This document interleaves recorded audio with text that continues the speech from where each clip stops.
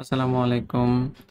এই পর্বে আমরা ডোমেইন এলিয়াসেস, পার্ক ডোমেইন নিয়ে আলোচনা করব। ওকে? এই যে পার্ক ডোমেইন, সাবডোমেইন এগুলোকেই কিন্তু অ্যারন ডোমেইন বলে। হ্যাঁ? আপনারা আবার কনফিউশন যেন ক্রিয়েট না হয় এর জন্য আমি বলে দিলাম। তো ডোমেইন এলিয়াসেস বা পার্ক ডোমেইন জিনিসটা কি এটা আমরা একটু আলোচনা করব এখানে। আমি এর আগেও আপনাদের সাথে শেয়ার করেছিলাম অ্যারন ডোমেইনের সময় আহ, যে ধরেন কোরাসফাউন্ডেশন.com এখানে ভিজিট করলে তো একটা সাইট আসতেছে যে আমি আরেকটা ডোমেইন কোরাসফাউন্ডেশন.net বা .org ওগুলো কিনে রাখতেছি। Then কেউ যদি .net বা .org এ ভিজিট করে তাহলে এটা অটোমেটিকলি কোরাসফাউন্ডেশন.com এ চলে আসবে। ঠিক আছে? এরকম করা যায়। কিভাবে কাজটা করে? এটা করার জন্য আমাদেরকে যেটা করতে হবে সেটা হচ্ছে ডোমেইনসে আসতে হবে। তো অলরেডি ডোমেইনসে রয়েছে, এই জায়গায় দেখতে পাচ্ছেন। আমাদের এখানে আরেকটা সাইট রয়েছে coursepractice.site। সরি, আমি coursepractice.site না, একটু ভুল বলেছি, ওটা হচ্ছে XYZ।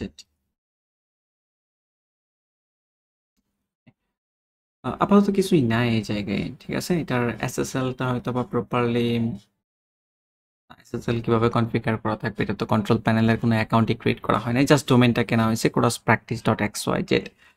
ওকে, মানে কন্ট্রোল প্যানেলটা কনফিগার করা হয়নি, ডোমেইন আরও আগেই কেনা হয়েছে। এখন আপনি এইভাবে চিন্তা করেন, ধরেন আমরা এই জায়গায় আমাদের সাইটটা হচ্ছে coursefoundation.site। ঠিক আছে, আবার এটাও আমরা কিনে রাখছি।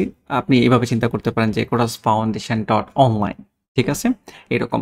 এখন আমি চাচ্ছি যে যখন কেউ এই coursepractice.xyz যেতে ভিজিট করবে তখন এই ওয়েবসাইটটাই লোড হবে, coursefoundation.site এটাই লোড হবে, অন্য কোনো ওয়েবসাইটে যাবে না। মানে ওটা আলাদা কোনো ওয়েবসাইট হবে না, coursepractice.xyz।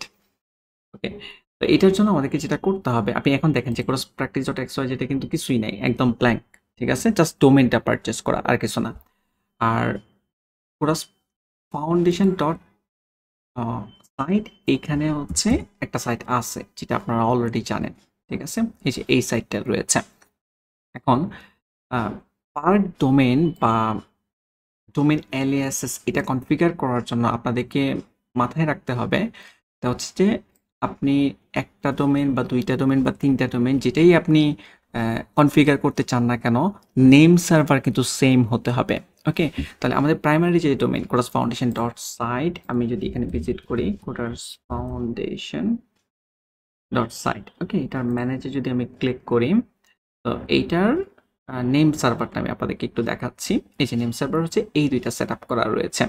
ওকে, আবার যদি ডোমেন লিস্ট, আপনি যদি coursepractice.xyz এইটার নেম সার্ভারটা আমরা চেক করি, coursepractice.xyz ম্যানেজে ক্লিক করব। ম্যানেজে ক্লিক করার পর এইটার নেম সার্ভার কিন্তু সেম। ওকে, সেম নেম সার্ভার না হলে কিন্তু কাজটা হবে না, আমরা যে পার্ক ডোমেইন সেট আপ করতে পারবো না। ঠিক আছে, ওকে। তারপর আমাদেরকে যেটা করতে হবে, নেম সার্ভার সেট আপ করা হয়ে গেলে, এটা অলরেডি আমি সেট আপ করেই ফেলছি, আগে করে রাখা আছে। তো এরপর যেটা করতে হবে সেটা হচ্ছে আপনার কন্ট্রোল প্যানেলে যে ডোমেইনে আসতে হবে, ক্রিয়েট এ নিউ ডোমেইন, এখানে ক্লিক করতে হবে। ক্লিক করার পর এখন হচ্ছে আপনার ডোমেইন নাম লিখে দিতে হবে coursepractice.xyz, বা যেই ডোমেইনে আপনি সেট আপ করতে চান না কেন ওটাতে ভিজিট করলে প্রাইমারি ডোমেইনে চলে যাবে। ওকে, তারপর হচ্ছে শেয়ার ডকুমেন্ট রোড। হ্যাঁ, আচ্ছা, এটা চেক করা থাকতে হবে। হ্যাঁ, পার্ক ডোমেন যদি আপনি সেট আপ করতে চান এটা চেক করা থাকতে হবে, কারণ হচ্ছে আমাদের কোরাস ফাউন্ডেশন ডট সাইট যে সাইটটা রয়েছে, যে ওয়েবসাইটটা, এই ওয়েবসাইটটা এটা কিন্তু এই পাবলিক আন্ডারস্কোর এসটিএমএল এ রাখা রয়েছে। পাবলিক আন্ডারস্কোর এসটিএমএল থেকে ইন্ডেক্স ডট পিএইচপি এক্সিকিউট করতেছে বা অন্য অন্য সব ফাইল এক্সিকিউট করতেছে। তো আমরা চাচ্ছি যে কোরাস প্র্যাকটিস ডট এক্সওয়াইজেডও সেম ফাইলগুলো এক্সিকিউট করুক, মানে এক্সিকিউট করে দেন হচ্ছে ওয়েবসাইট শো করাবে আর কি। তাহলে এটার জন্য এই অপশনটা অবশ্যই চেক থাকতে হবে। ওকে, দেন হচ্ছে সাবমিটে ক্লিক করব। সাবমিটে ক্লিক করার পর টাইম লাগবে। ওকে, দেখতে পাচ্ছেন সাকসেস হয়ে গিয়েছে। তারপর হচ্ছে এখন হচ্ছে আমি ম্যানেজে ক্লিক করব, coursepractice.xyz যেখানে ম্যানেজার অপশন রয়েছে, ম্যানেজে ক্লিক করব। ম্যানেজে ক্লিক করার পর দেন হচ্ছে যে document road public underscore HTML এটা ঠিক আছে। এখন আমরা একটু সাইটে ভিজিট করে দেখি coursepractice.xyz। এখন কি হবে, এখানে রিলোড দিলে কিন্তু অটোমেটিকলি ইউআরএলটা চেঞ্জ হয়ে দেখবেন যে কোরাস ফাউন্ডেশন ডট সাইট এটা লোড হবে। এখন যদি আমরা রিলোড দিই এখানে, আচ্ছা এখানে কোনো কিছুই হচ্ছে না। এটার কারণ হচ্ছে আমাদের এসএসএল সার্টিফিকেটটা এখনো প্রপারলি কনফিগার করা হয় নাই, এই জন্য এরকম দেখাচ্ছে। আচ্ছা আপনি চেক করার জন্য সেই এসএসএল সার্টিফিকেট একটু টাইম লাগতেছে, তো সেক্ষেত্রে আপনি যেটা করতে পারেন এখানে অ্যাডভান্সে ক্লিক করার পর দেন হচ্ছে অ্যাকসেপ্ট দ্য রিস্ক অ্যান্ড কন্টিনিউতে যদি আপনি ক্লিক করেন তাহলে আপনি দেখতে পারবেন কাজটা হয় কিনা।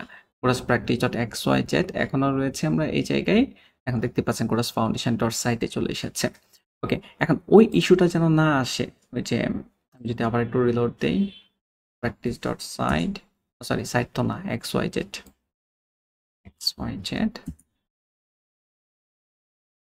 ওকে, যদিও এখন রিডাইরেক্ট হচ্ছে কিন্তু কি বলে ওই ইস্যুটা যেন না আসে এটার জন্য আমরা যেটা করতে পারি সেটা হচ্ছে এসএসএল, এই যে এসএসএল লিখে সার্চ করে এসএসএল টিএলএস এখানে আপনারা ভিজিট করতে পারেন। এসএসএল নিয়ে পরবর্তীতে আমরা আলোচনা করব একটা মডিউলে।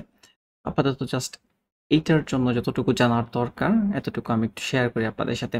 প্যানেলে আসার পর দেন হচ্ছে এই জায়গায় যেটা আছে ডিফল্ট রিকমেন্ডেড যেটা, এটাই আমরা সেভ করে রাখবো। সরি সেভ তো আগেও করেছি, না করলেও হয়তো। এই যে এখানে একদম ডান দিকে নিচের দিকে একটা অপশন রয়েছে ম্যানেজ এসএসএল সাইটস, এখানে ক্লিক করব। এখানে ক্লিক করার পর দেন হচ্ছে আমরা এসএসএল সার্টিফিকেট ইনস্টল করব, ম্যানুয়ালি ইনস্টল করব। নর্মালি অটোমেটিকলি কনফিগার হয়ে যায়, বাট তারপর আপনি যদি ইস্যু ফেস করেন ম্যানুয়ালি একবার ট্রাই করবেন। প্রথমে ডোমেন চুজ করতে হবে। আমাদের ডোমেনটা কিন্তু এটা, হ্যাঁ, chorus practice dot X Y Z যেটা আমরা কনফিগার করলাম। মেইন ডোমেনে তো অলরেডি সাইট সেট আপ করাই রয়েছে, সব কিছু ঠিকঠাক রয়েছে। Chorus practice dot X Y Z এটা সিলেক্ট করবো, দেন অটোফিল বাই ডোমেন, তারপর হচ্ছে স্ক্রল ডাউন করব, দেন ইনস্টল সার্টিফিকেটে ক্লিক করব। ইনস্টল সার্টিফিকেটে ক্লিক করার পর দেন হচ্ছে দেখতে পাচ্ছেন অলরেডি ইনস্টলড অবস্থায় রয়েছে। ওকে, এখন যদি আমরা চেক করি,